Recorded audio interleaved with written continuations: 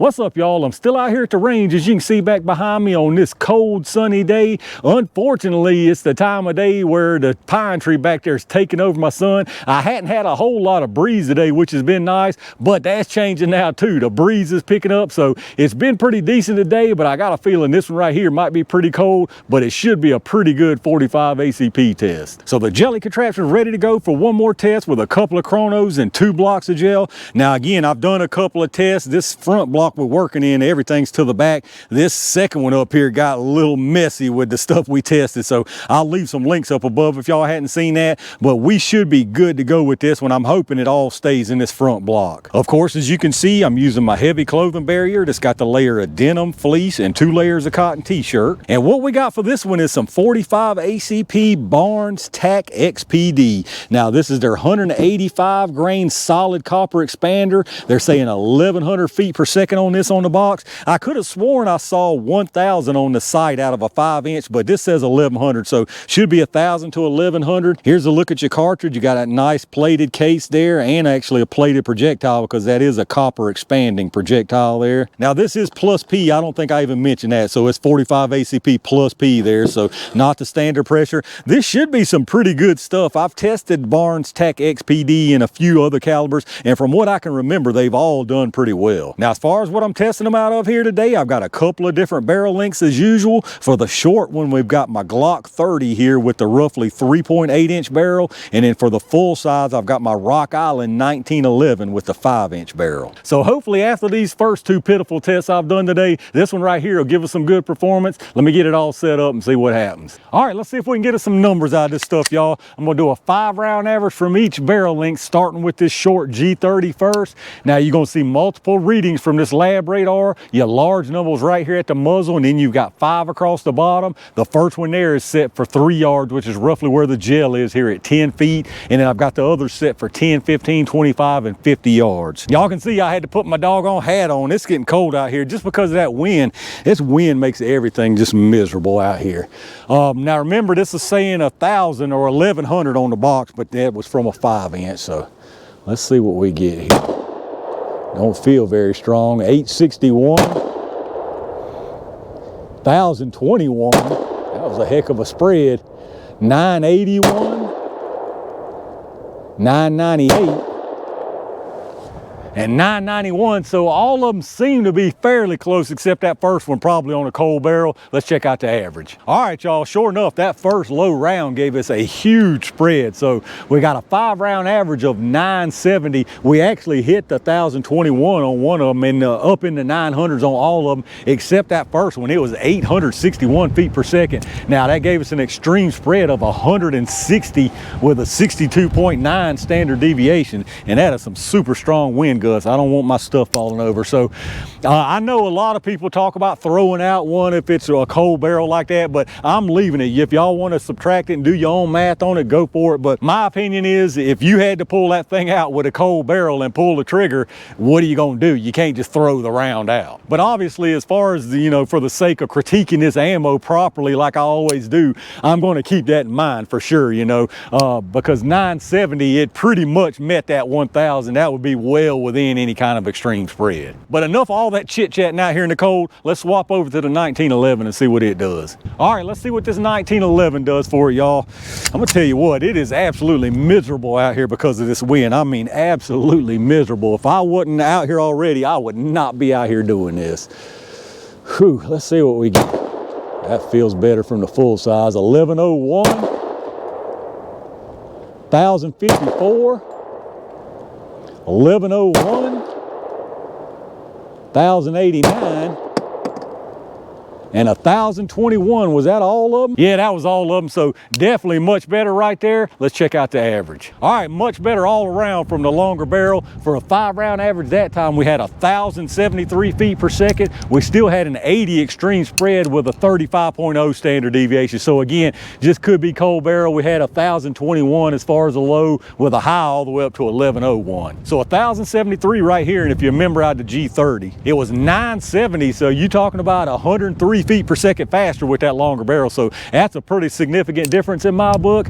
All that being said, I feel like we're probably gonna still be right at the high 900s right here in the gel with that G30. So being that these are nice copper expanders, we're probably still gonna get some good performance, or at least some decent performance in the gel, but I'm really not sure on this one. Let me get it all set up and y'all know what time it is. All right, y'all, it's XPD ACP jelly time. I'm gonna put one through each barrel length into the gel, starting with this G30 first. I tell you, this wind is rough. Now I got a glare. I can barely even see the top of the block down there, but hopefully this stuff will give us something good. All right, that should have been a good one right there. Let me go see what I got.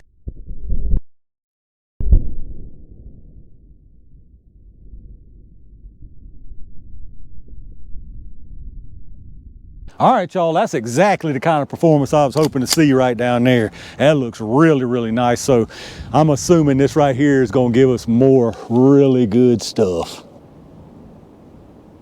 All right, that should have been perfectly placed. Let's go down there and check these out.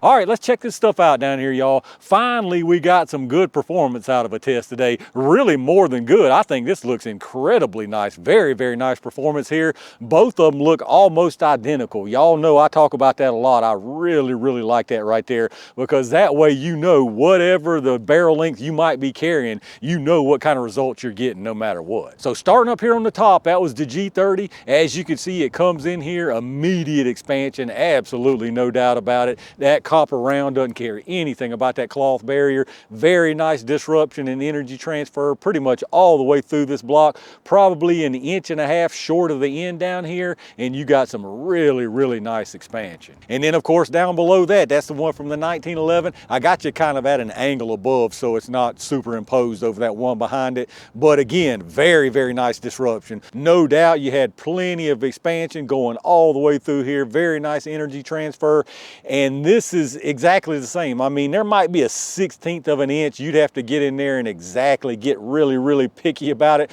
But for all intents and purposes, other than maybe a 1/16 of an inch difference, it is exactly the same penetration. And once again, some fantastic looking expansion. And speaking of that penetration, the one up here from the G30 is at 14.5 inches. And actually the 1911 is a little bit shorter than I thought it was. It's at 14.25. So you got 1/4 of an inch between them, but both of them absolutely fantastic penetration. And then here's your close look again on the top. That's that G30, bottom's the 1911. Now I'll give you some different angles. They're both really similar as far as disruption size, just depends on which way you look at it. I'm having to give you some weird angles just to make sure you see the whole thing, but as you can see there, both of these things look absolutely incredible. And there you see just a little bit shorter on penetration on the bottom for that 1911, but both of them very, very nice. And then from the top here, you can get a better look at kind of different angles and see they're pretty much the same as far as disruption size. Both of them carrying on through here, and once again, just some beautiful looking expansion. All right, let's take us a look at these fancy copper projectiles. No surprise here, just like always with these expanding copper rounds, very, very impressive looking expanded rounds. This one right here is the 29. This was, or the G30, I keep calling it a 29, but the G30 here, and this is from the 1911. They look nearly identical. This 1911 may have the pedals pushed inward just a little bit further than this G30, but that's definitely just nitpicking. Mostly they're exactly the same. I mean, as far as the expansion, the base that's still exposed, these things both look the same, and they both look very, very nice. So let's get our measurements on them and see what we got. Now they started at 185 grains. This one from the G29 is at 185.4, so no surprise, nothing lost there. This one from the 1911 is 185.1. So again, nothing lost from either one of those. And then your sizes are probably gonna be very similar. We'll start with the G30 here. You got 742 and 742 again. So talk about some beautiful, nice symmetrical expansion right there. And in the 1911 here, you got 730 and 732. So again, absolutely beautiful, even expansion from that one. And there you go, y'all, the Barnes Tac-X PD 45 ACP ACP plus P. Very, very nice performance at the end of the day out with here. I figured these were going to do well, and that's kind of the reason I saved them for last, because I figured they would only take up one block, and I just had it planned out like that. Now, I definitely didn't figure on the other two tests before this going so poorly, but these really did make up for it, because this is some very, very nice 45 ACP performance. All right, y'all, I'm gonna call it right there for a very nice 45 ACP performance to end out the day. Really no big surprise with these. Most copper expanding rounds do nicely as long as they've got some decent velocity, and these definitely had more than decent velocity for 45 ACP. Now, they are plus P in 185 grains, but in my opinion, 185 grain is the sweet spot as far as EDC 45 ACP, so I think these are a fantastic choice, especially if you can get a hold of them at a good deal. But let me know down in the comments what y'all think about it. Do any of y'all out there carry this Tac-X PD in 45 ACP, or do you carry it in some other round? What do you think about the performance out here today? Let me know down in the comments what your thoughts are. If you did enjoy the video, take a second, if you would, and hit that thumbs up button, subscribe to the channel, and make sure you've got those notifications turned on so you hopefully get notified when I upload new stuff. If you're doing some shopping, check out those affiliate links in the video description. Like I always remind you, anything you pick up from down there really does help the channel, so I definitely appreciate that. Big thanks again to all my Range Gang members and every single one of y'all for supporting the channel. I've got tons of more good stuff on the way, so y'all stay on the lookout for that. And in the meantime, stay safe, stay prepared, and I'll see you soon.